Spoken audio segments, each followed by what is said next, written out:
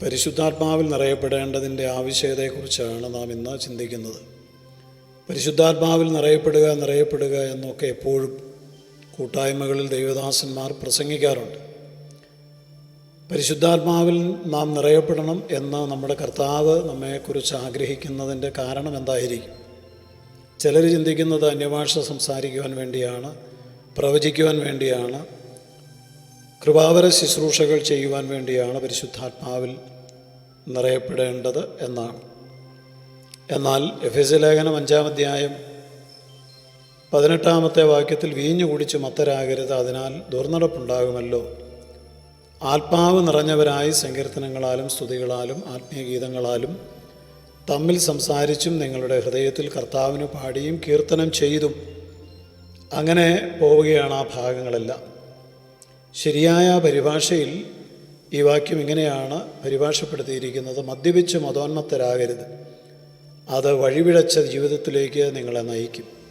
നിങ്ങളോ ദൈവാത്മാവിനാൽ നിയന്ത്രിക്കപ്പെട്ടവരായി. പരിശുദ്ധാത്മാവിനാൽ നിറയപ്പെടുക എന്ന് ഉള്ളതിൻ്റെ ശരിയായ അർത്ഥം പരിശുദ്ധാത്മാവിനാൽ നിയന്ത്രിക്കപ്പെട്ടവരായി ജീവിക്കുക എന്നുള്ളതാണ്. അത് കേവലം അന്യഭാഷ പറയുവാനോ കൃപാവര ശുശ്രൂഷകൾ ചെയ്യുവാനോ കർത്താവിനെ സാക്ഷിക്കുവാനോ വേണ്ടി മാത്രമല്ല, മറിച്ച് എന്തിനാണെന്നുള്ളത് ദൈവത്തിൻ്റെ വചനത്തിൽ നിന്ന് നാം മനസ്സിലാക്കി ആത്മാവിനാൽ നിയന്ത്രിക്കപ്പെടുവാൻ വേണ്ടി സമർപ്പിച്ചു കൊടുക്കണം. സ്നേഹം നിറഞ്ഞവരായി ജീവിക്കുവാൻ വേണ്ടിയാണ് നമ്മോട് ആത്മാവിനാൽ നിയന്ത്രിക്കപ്പെടുവാൻ ദൈവം ആവശ്യപ്പെടുന്നത്. എഫെസ്യ ലേഖനം 5-ാം അധ്യായം 2-ാമത്തെ വാക്യം മുതൽ നാം അതാണ് ചിന്തിക്കുന്നത്. പരിശുദ്ധാത്മാവിനാൽ നിയന്ത്രിക്കപ്പെടുന്ന ഒരു വ്യക്തിക്ക് മാത്രമേ സ്നേഹം നിറഞ്ഞവരായി ജീവിക്കുവാൻ കഴിയുകയുള്ളൂ. മാത്രമല്ല, നാം എന്തിനാണ് പരിശുദ്ധാത്മാവിൽ നിറയപ്പെടേണ്ടത് എന്ന് ചോദിച്ചാൽ, അശുദ്ധിയും ദുരാഗ്രഹവും അശ്ലീലങ്ങളും നിരർത്ഥകമായ സംഭാഷണങ്ങളും അശ്ലീല ഫലിതങ്ങളും ഇങ്ങനെ അയോഗ്യമായവയൊന്നും നമ്മിൽ നിന്ന് പുറത്തു വരാതിരിക്കാൻ, സ്തോത്രശബ്ദം നമ്മിൽ നിന്ന് ഉയരുവാൻ നാം ആത്മാവിൽ നിയന്ത്രിക്കപ്പെടേണ്ടത് ആവശ്യമാണെന്നാണ് ദൈവത്തിൻ്റെ വചനം നമ്മോട് പറയുന്നത്.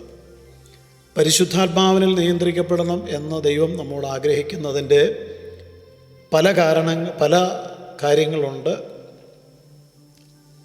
അത് വഷളത്വം നിറഞ്ഞ ഈ തലമുറയിൽ വിവേകികളായിട്ട് ജീവിക്കുവാൻ വേണ്ടിയാണ്.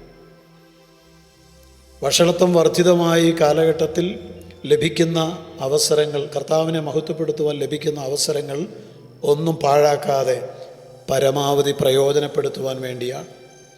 മദ്യപിച്ച് മതോന്മത്തരാകാതിരിക്കുവാൻ വേണ്ടിയാണ്.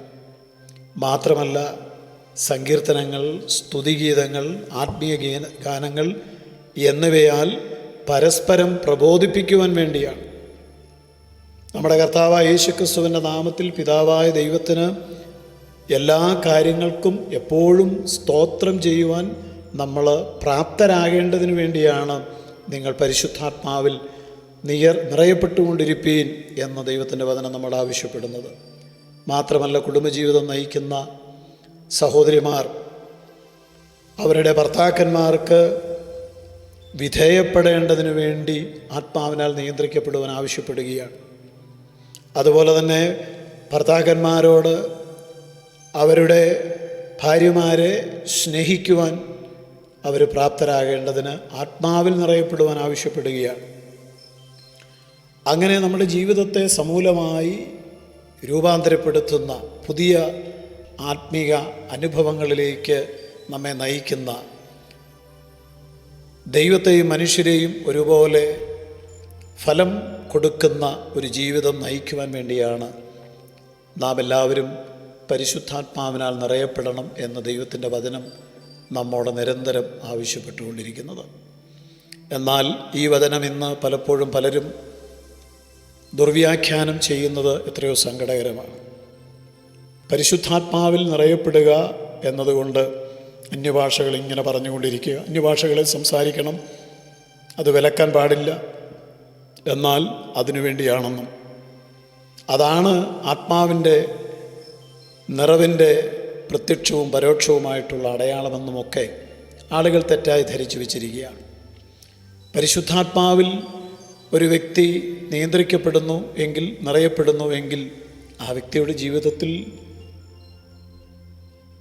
ഒരുപാട് വ്യത്യാസങ്ങൾ നമുക്ക് കാണുവാൻ സാധിക്കും. പരിശുദ്ധാത്മാവിനാൽ നിയന്ത്രിക്കപ്പെടുന്ന ഒരു ഭർത്താവാണെങ്കിൽ അദ്ദേഹം തൻ്റെ ഭാര്യയെ സ്നേഹിക്കും. പരിശുദ്ധാത്മാവിനാൽ നിറയപ്പെടുന്ന ഒരു ഭാര്യയാണെങ്കിൽ അവൾ തൻ്റെ ഭർത്താവിനോടുള്ള വിധേയത്വത്തിൽ, ഭയഭക്തിയിൽ അവൾ ജീവിക്കും. മാത്രമല്ല, പരിശുദ്ധാത്മാവിനാൽ നിയന്ത്രിക്കപ്പെടുന്ന വ്യക്തികൾ പരമാവധി അവർക്ക് ലഭിക്കുന്ന അവസരങ്ങൾ എല്ലാം പ്രയോജനപ്പെടുത്തും. അവർ വിവേകികളായി ജീവിക്കും.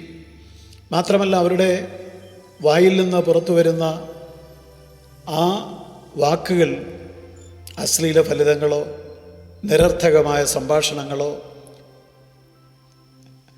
ഇതുപോലെയുള്ള അയോഗ്യമായതൊന്നും അവരിൽ നിന്ന് പുറപ്പെടുകയില്ല. ദൈവാത്മാവിനാൽ നടത്തപ്പെടുന്നവർ സ്തോത്ര ശബ്ദം എപ്പോഴും ഉയർത്തിക്കൊണ്ടിരിക്കും. പ്രിയപ്പെട്ടവരെ, വഞ്ചിക്കപ്പെടരുത്. കേവലം ശബ്ദകോലാഹലം അല്ല ആത്മനിറവെന്ന് പറയുന്നത്. ഡ്രമ്മടിക്കുന്ന ബഹളങ്ങൾ, കീബോർഡിൻ്റെ സഹായത്തോടുകൂടി നടക്കുന്ന ആരാധനകളെല്ലാം ആത്മനിറവാണെന്ന് തെറ്റിദ്ധരിക്കരുത്. വൃക്ഷത്തെ ഫലം കൊണ്ടാണ് തിരിച്ചറിയേണ്ടത്. നാം വഞ്ചിക്കപ്പെടാതിരിക്കാൻ നമുക്ക് നമ്മളെ സമർപ്പിക്കാം. നമുക്ക് ആത്മാവിനാൽ നിയന്ത്രിക്കപ്പെടണം. അത് മറ്റുള്ളവർ കാണട്ടെ. ദൈവത്തിൻ്റെ നാമം അങ്ങനെ മഹത്വപ്പെടട്ടെ. കർത്താവേ, അങ്ങയുടെ വചനപ്രകാരം എപ്പോഴും ആത്മാവിനാൽ ഞങ്ങളെല്ലാവരും നിയന്ത്രിക്കപ്പെടുവാൻ കൃപ തരണം. ക്രിസ്തുയേശുവിൻ്റെ നാമത്തിൽ തന്നെ. ആമേൻ.